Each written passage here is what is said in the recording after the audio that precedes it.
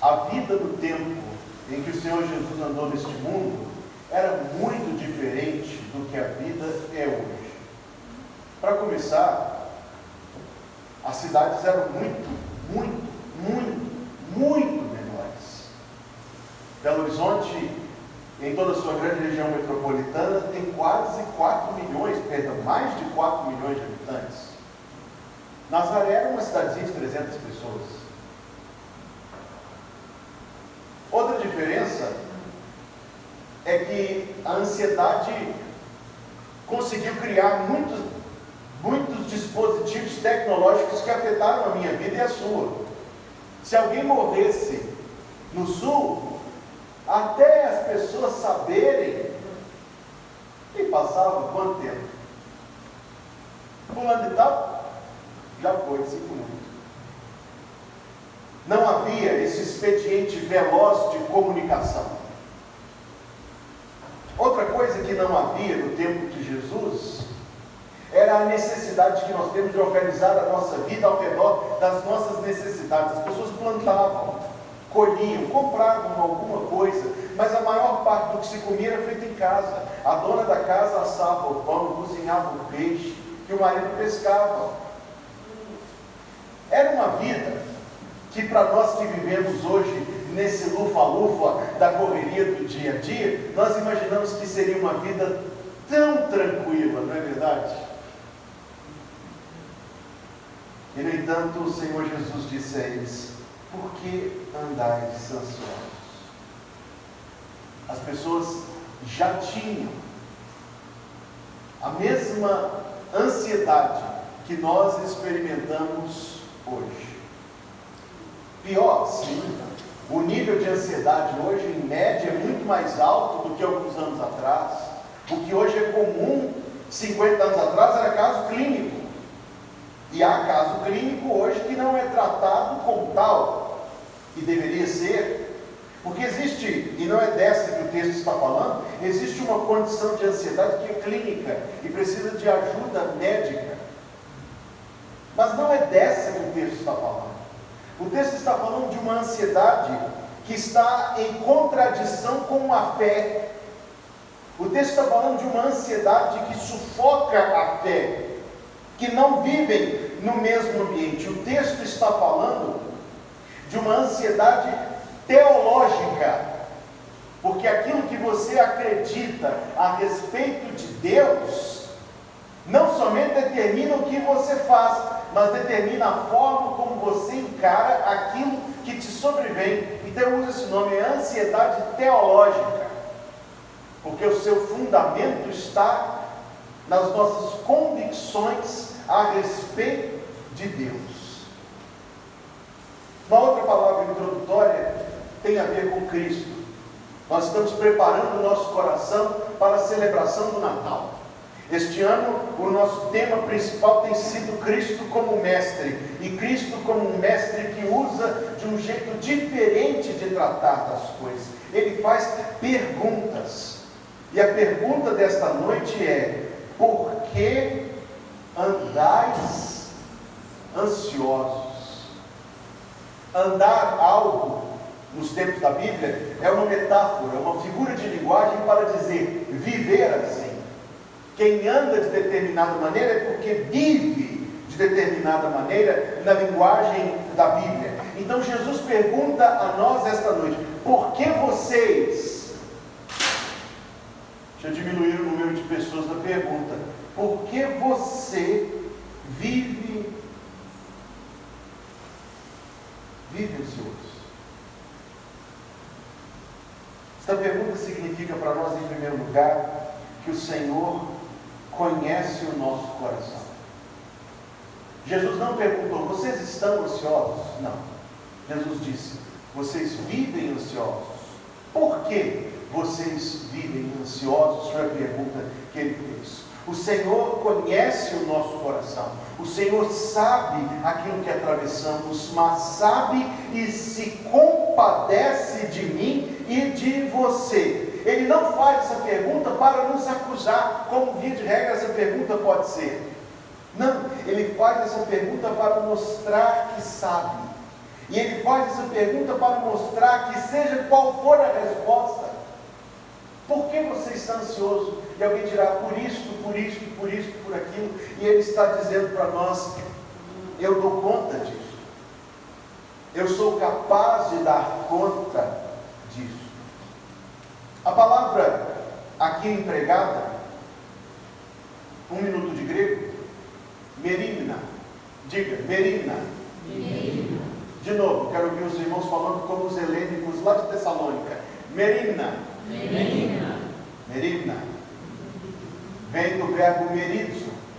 E merizo significa rasgar pelo meio, como se você estivesse puxando uma coisa pelos dois lados, até a fratura surgir pelo ponto mais fraco e você rasgar. E a ideia é exatamente esta: a mente está dividida, puxada entre dúvida e fé, arrastada como um cabo de guerra entre descansar no cuidado de Deus e pensar que as coisas dependem de nós. Esta palavra é usada por Jesus novamente em Mateus capítulo 13, verso número 22. Mateus 13, 22.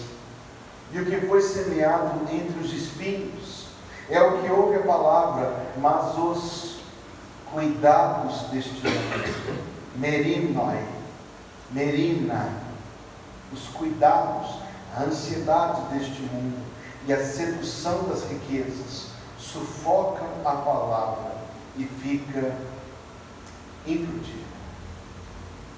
É a palavra que Pedro usa na primeira carta, capítulo 5, verso 6, quando diz: lançai sobre ele toda a vossa merimna, porque ele tem cuidado de vós.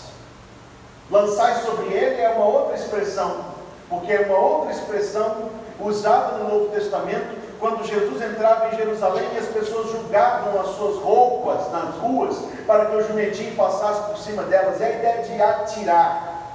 Lançai sobre ele toda a vossa merimna. Ser puxado entre um lado e outro. Então isso aplica-se a algumas situações. Aplica-se, por exemplo, à tentação. Quando você é cirandado pelo inimigo da alma a obedecer ou não o Senhor. E nós sabemos como a tentação funciona. O inimigo não é onisciente, falávamos disso 2 quartas-feiras atrás. O inimigo não é onisciente, o inimigo não é onipresente, no entanto é velho. Quando você se sentir velho porque passou dos 60, lembre que Satanás tem mais de 6.000 anos e não aposentou.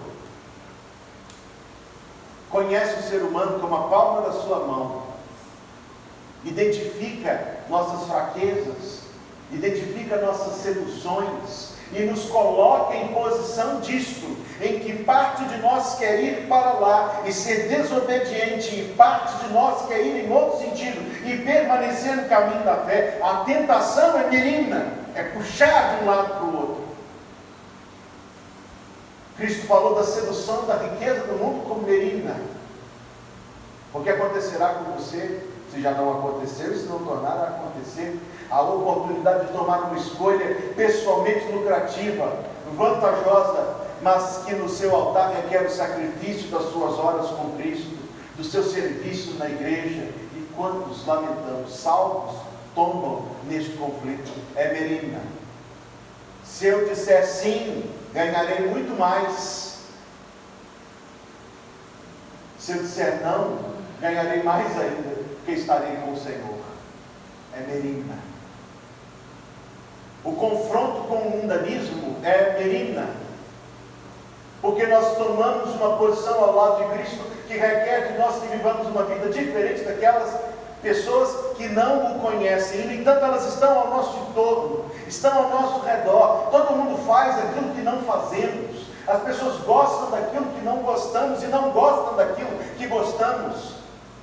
Então há algo dentro de nós que quer integrar-se ao mundo, porque ser minoria é difícil. Então a luta é merimna. Direi mais uma. Promessas de Deus que estão contrário àquilo que eu estou vendo. e a angústia ansiosa que eu estou sentindo me colocam em perfeito estado de merina. Estou entre confiar e entre agir. O Senhor pergunta: por quê? Ele sabe isso em nós. E nós poderíamos pensar que Ele nos rejeitaria, porque no fim das contas, excetuado, eu quero frisar isso com muita clareza, excetuado o caso da ansiedade clínica, a ansiedade teológica, ela tem a sua raiz no fato de que nós não estamos nos apegando a Deus como deveríamos. Então Ele poderia livremente desprezar-nos, mas não pergunta para nos acusar. O Senhor sabe que isso acontece dentro do meu coração e do seu, e pergunta para mostrar que se compadece. Então Jesus, neste trecho tão conhecido, nos faz pensar a ansiedade, esta divisão entre nós, esta ansiedade sufocante à luz da criação. Jesus disse: olhai para as aves do céu. Ele diz que nem semeiam, nem cegam, nem ajuntam em celeiros, e o vosso Pai Celestial as alimenta. Existem mais passarinhos no mundo do que gente. Pesquise na internet, você vai ficar surpreso com a média que foi calculada do número de passarinhos que existem no mundo. Aliás, o ser humano não é a maioria. Existem muito mais aves do que nós e infinitamente mais insetos do que nós. Não queira nem imaginar. Se esse mundo é de alguém, por maioria ele é o mundo dos insetos. Aves, Jesus escolheu. Frágeis, vida curta. Quanto tempo vive um pássaro? Se for uma arara, vai viver 140 anos. Mas a maioria deles, muito pouco tempo. O Senhor Jesus está fazendo para nós o seguinte: pensem, se essa ansiedade é teológica, pensem nela à luz da doutrina da criação. Deus cuida de tudo aquilo que Deus criou. Passarinhos não têm a sua vida a esmo no mundo. Flores não têm a sua vida a esmo no mundo. Ele diz: olhai para os lírios do campo, como eles crescem, não trabalham nem fiam, mas nem o rei Salomão se vestiu como eles. Ele diz: se Deus veste, essa palavra é ativa, esta palavra denota uma ação contínua e intencional de Deus. Se Deus veste a erva do campo, que existe hoje e é lançada no forno amanhã, Jesus está tratando desta ansiedade como ansiedade teológica. Tem a ver com o que você crê. Então ele fala: você crê que Deus é Criador? Boa pergunta. Você crê que Deus é o Criador? Sim. Eu conheço muitos crentes fracos da doutrina da criação e acham que o universo tem bilhões de anos e que o ser humano é apenas um primata avançado. Jesus não acreditava nisso, com toda certeza não. Jesus cria naquilo que está revelado na Escritura e mostra para nós a importância de nos apegarmos a isso. Se cremos que Deus é o Criador, aquele que é a origem e a fonte de todas as coisas, nós cremos então no agir sábio, cuidadoso, amoroso, gracioso do Criador. Eu assisti esses dias um filme curtinho, muito interessante. Em 1959, havia uma série, não quero entrar em muito detalhe, nos Estados Unidos, chamada The Twilight Zone. Eles faziam os filmes alternativos, coisa de 10, 15 minutos. Nesse filme, a mulher está sentindo cada dia mais calor, cada hora que passa mais calor, está esquentando muito.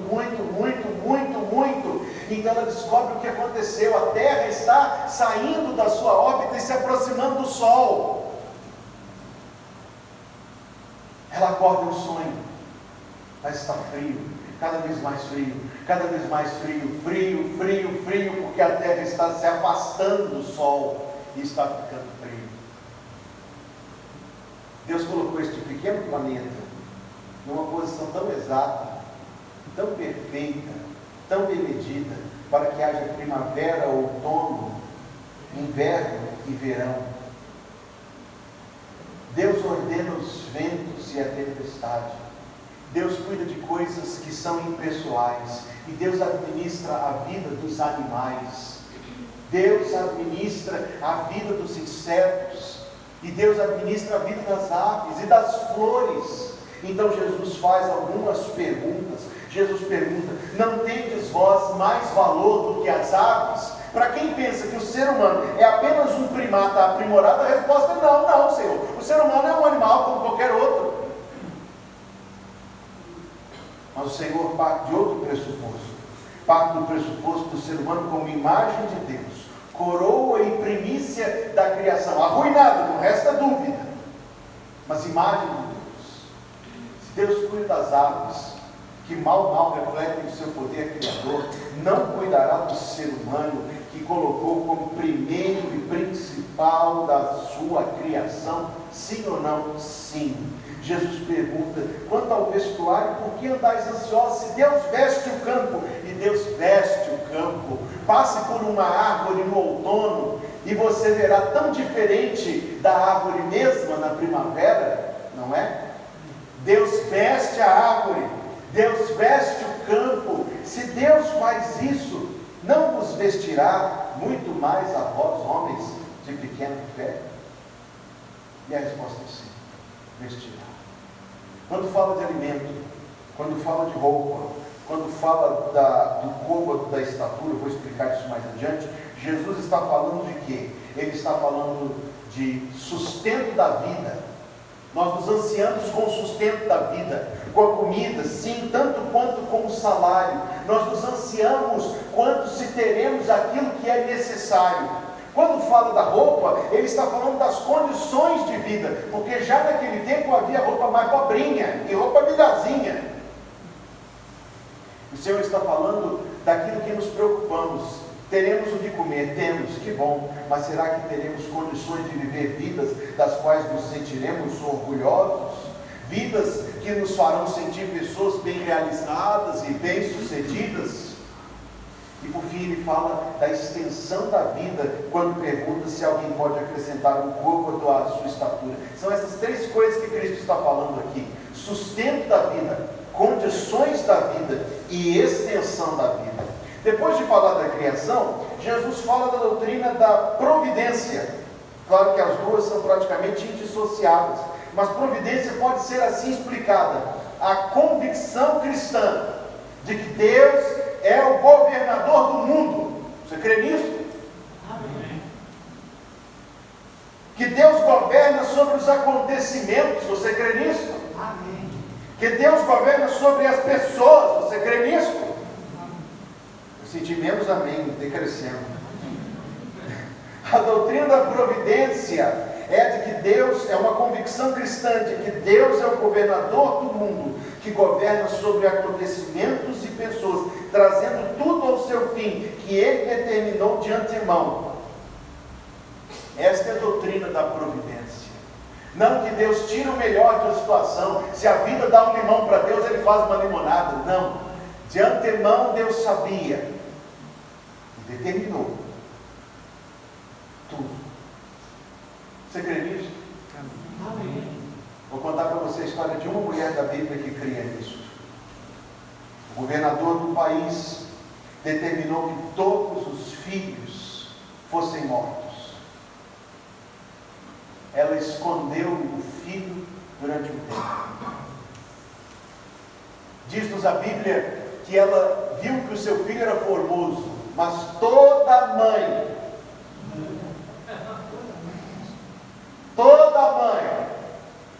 mesmo que o menino seja um ETzinho, toda mãe acha seu filho bonito, sim ou não? Sim. O livro dos Atos nos ajuda a entender. Diz que ele era formoso aos olhos de Deus. Refere-se ao plano de Deus na vida daquele indivíduo, revelado ao coração daquela mãe pelo Espírito Santo. A ordem era que todos fossem mortos. Então ela faz uma escolha muito inteligente, prática, segura, para poder preservar a vida daquela criança. Deita o menino num cestinho que veio a ter o nome dele, Moisés. Deita o Moisés no rio. Toda mãe faria isso. O rio povoado de crocodilos, povoado de hipopótamos, o rio onde passavam as embarcações que levavam toda a colheita do Egito movidas a remo.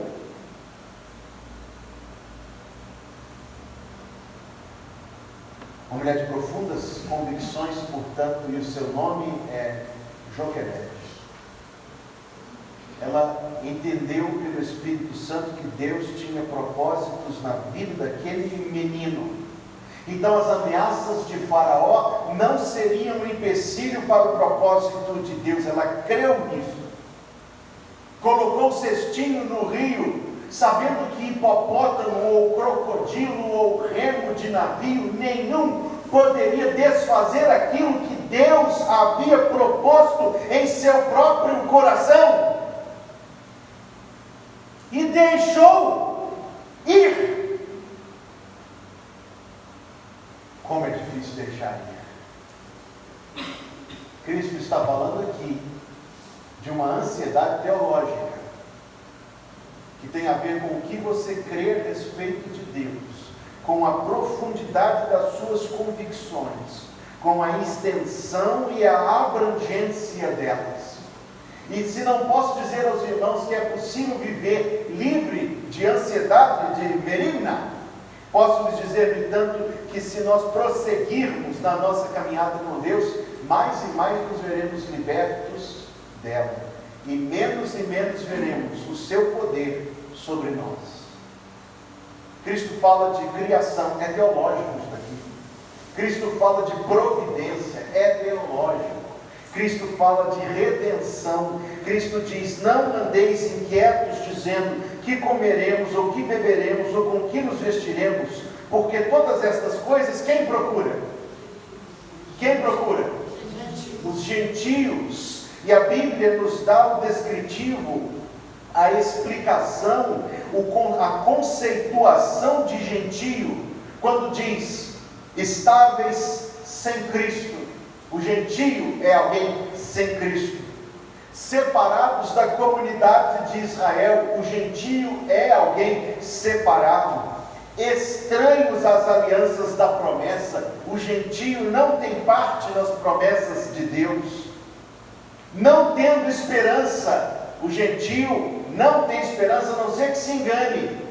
E sem Deus no mundo, o gentio não tem Deus consigo. Se você não é crente, se você não tem total certeza da sua salvação, se você não entregou a sua vida a Jesus, fique ansioso.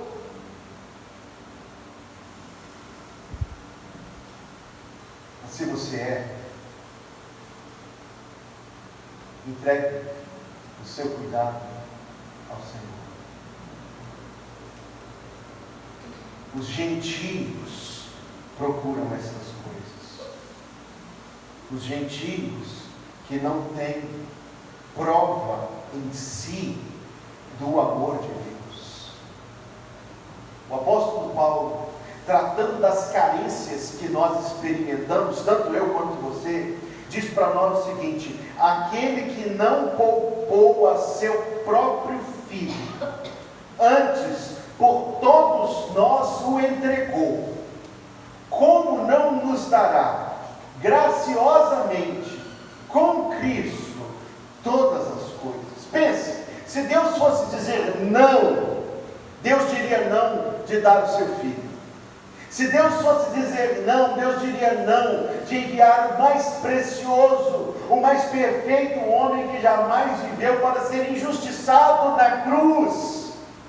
Se Deus fosse economizar algo, começaria por Cristo, que seria salvaguardado justamente de tudo que sofreu, mas nem isso Deus negou, e nem isso Deus economizou, e nem isso Deus reteve para si. Então a lógica da Bíblia é o seguinte: se Deus já te deu Cristo, por que não daria algo mais? Porque não tem? Porque não pode?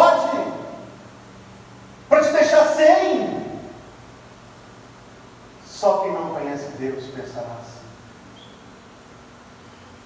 Aquilo que Deus não nos dá é para o nosso bem. Houve um maravilhoso missionário neste país, um homem de Deus, já está no céu. Voltou ao seu país, nos Estados Unidos, uma vez de férias, foi visitar o seu pai idoso. E o pai o levou para passearem juntos pelas estradas fora da cidade onde vivia, e passando por uma fazenda tão grande, mas que já não se plantava lá nem milho nem nada, tinha só máquina tirando petróleo naquele solo abençoado do Texas.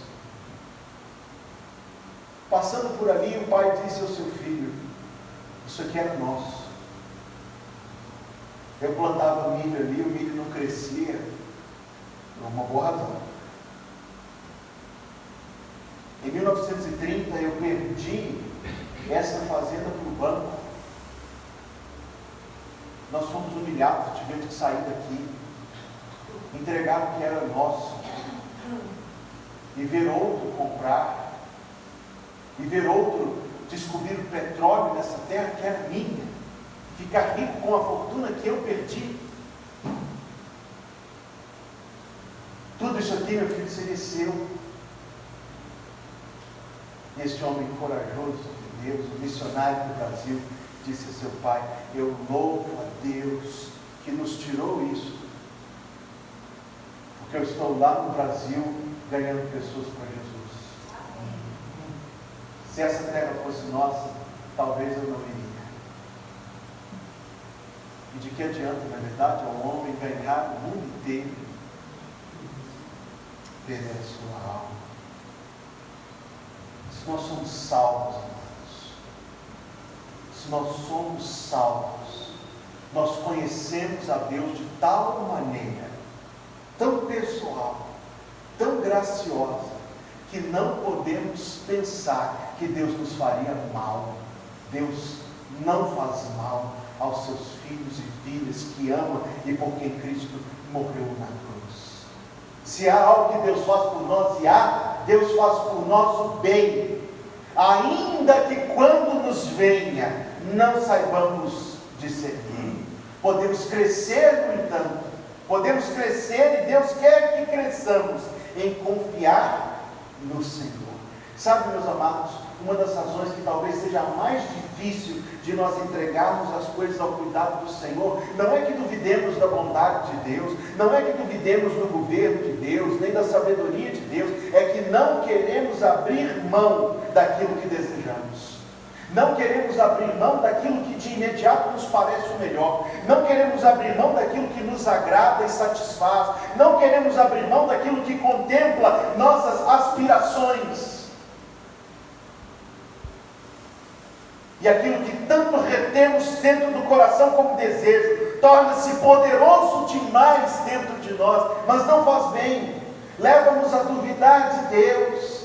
Leva-nos a ficar divididos, merina, entre um e outro, entre saber que o que Deus tem para mim é o melhor,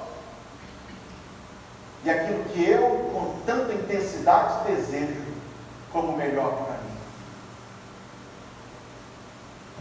Ninguém aqui duvida que Deus sabe mais do que você, não é verdade? Ninguém aqui duvida que Deus é mais amoroso que você. Ninguém aqui duvida que Deus é mais sábio que você.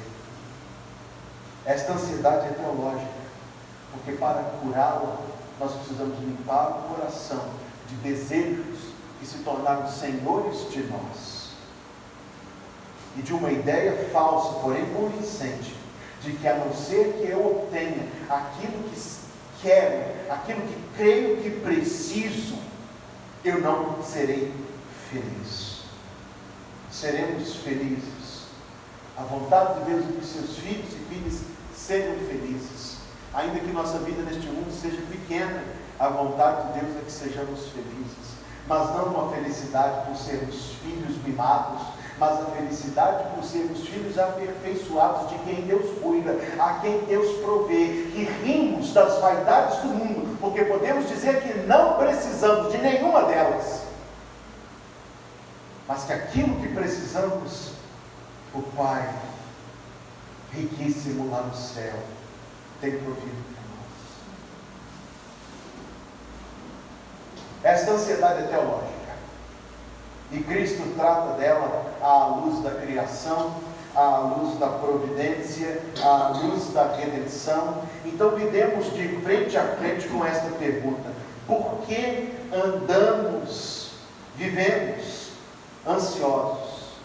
Por que a nossa mente está dividida? E o Senhor fala 3 coisas sobre isso. Ele fala que nós estamos ansiosos pelo sustento da vida. Por que andais ansiosos? Ele diz: não andeis, ansiosos quanto à vossa vida, pelo que haveis de comer ou pelo que haveis de beber. Deus terá recursos maravilhosos para suprir aqueles que são seus filhos e filhas obedientes e nas suas necessidades. Deus suprirá, Paulo escreveu aos Colossenses, cada uma das vossas necessidades. E o que nós faremos? Diante da necessidade, pensaremos: Deus falhou, Deus não está fazendo aquilo que disse que faria. Nós nos apegaremos veementemente, convictamente, à promessa que Deus reserva para os seus. Eu gostaria de ilustrar isso. Ilustrarei isso com o exemplo da vida de outra pessoa. Há algo aqui em minha mente, mas eu não citarei o exemplo da vida de outra pessoa. Um pastor conhecido, amado, estava no começo do seu ministério pastoreando uma igreja, onde a igreja, por ser pequena, não tinha condições de dar a ele o sustento que os irmãos gostariam de dar. Para complementar a renda, ele começou a dar aula numa escola na localidade da igreja, mas a escola também não era tão grande assim. Então, em certa ocasião, fato é que ele chegou dentro de casa, sentou à mesa com a esposa e não tinha mais nada. Dá para ansiar. O que faremos? Ela perguntou.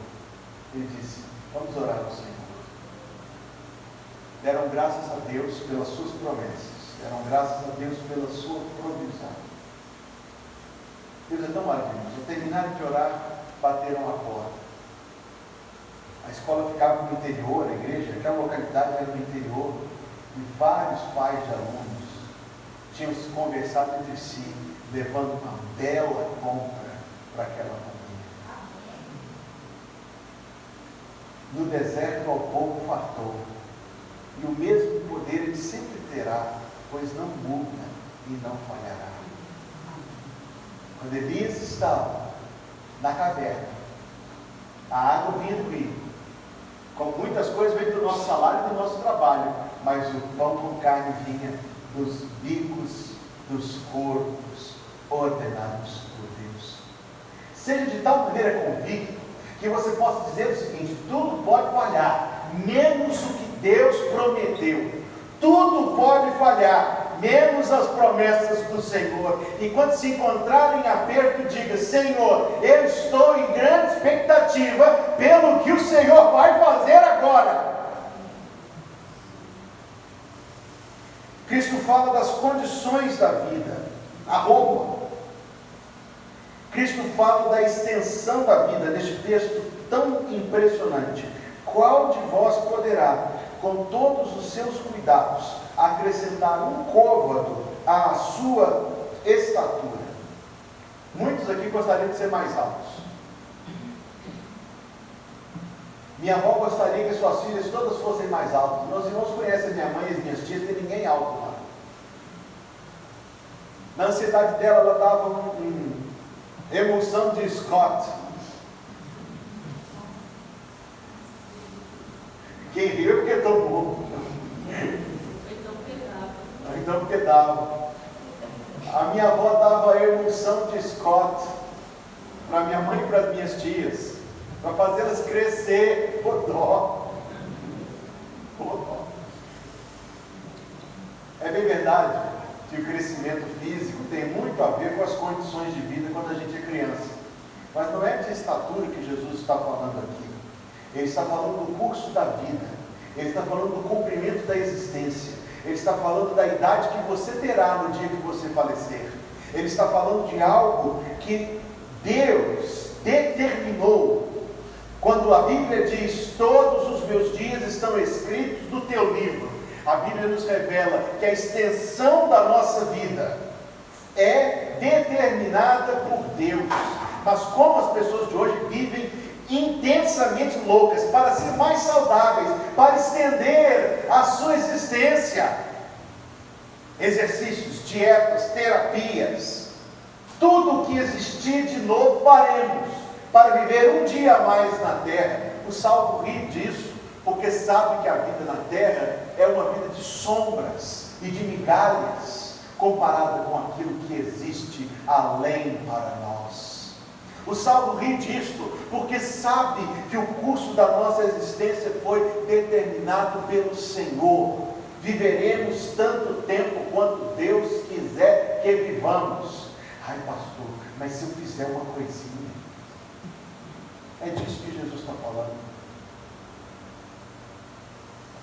Ansiedade teológica, porque tem a ver com a submissão do nosso coração aos planos de Deus. Há pessoas maravilhosas que morrem extremamente jovens. Há pessoas maravilhosas que vivem até os 112, 115, 120 anos de idade. Pense nisso, que quando a pessoa fez 100, ainda tinha mais 20 para frente ainda. E quando ela fez 20, ainda tinha mais 100 para frente. E nós pensamos que isso é prêmio? Não é prêmio. Como nós metaforizamos isso? Se alguém falece novo, nós dizemos: é porque era muito bom ficar neste mundo. Então o que nós estamos dizendo é que quem vive muito é ruim. Mas quando a pessoa vive muito, nós falamos: é porque Deus deixou para dar exemplo para nós. Nós metaforizamos as coisas de forma contraditória. O que nós precisamos dizer é: seja qual for o cumprimento da existência, Deus a determinou. Podemos cuidar, é claro, devemos cuidar dela. O cuidado nos garante que viveremos um pouco melhor. Mas a extensão, Deus determinou. Por quê? Eu devo concluir. Por que vivemos ansiosos? Vivemos ansiosos porque a nossa vida é frágil. É difícil admitir isto, mas a nossa vida é frágil e nós não controlamos isto. Nós não controlamos os poréns da nossa existência. Nós, meus amados irmãos, somos criaturas frágeis. Não gostamos disso. Preferiríamos ter controle sobre isto. Nos sentimos mais seguros quando temos saldo bancário e nos sentimos mais nobres quando estamos bem vestidos. Mas a verdade é que seja quanto dinheiro você tiver no banco, ou quanto melhor forem os planos a te envolver, somos frágeis. Maquiamos isto, mas somos frágeis. E tentamos suprir a fragilidade, então nos ansiamos. Tentamos suprir aquilo que está fora do nosso controle, então nós ansiamos. Temos dificuldade em limpar o nosso coração de desejos predominantes. Então achamos difícil confiar em Deus, porque estamos apegados demais àquilo que queremos. Então vou terminar. Faça silêncio no seu coração. Escute e deixe isto cair no fundo do seu coração. Por que você vive ansioso? Por que você tem se ansiado? O que te ansia é algo maior do que o que Cristo fez por você na cruz? É algo que pode ser melhorado pela sua ansiedade?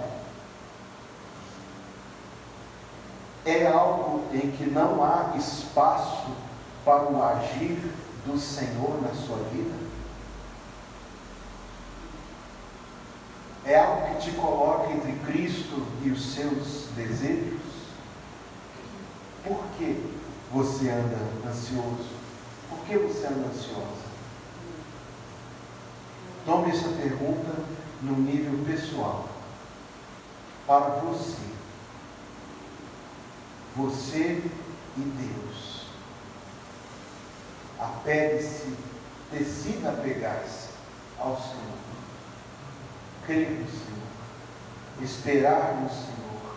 Entregar ao Senhor.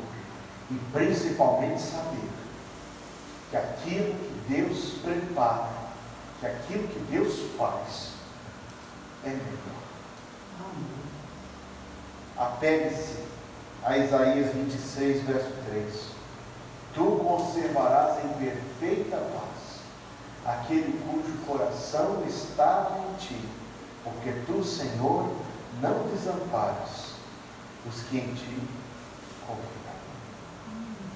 Em pé, que consolação tem o meu coração, descansando no poder de Deus. Ele tem prazer em me proteger, descansando no poder de Deus, descansando nos eternos braços do meu Deus. Vou seguro,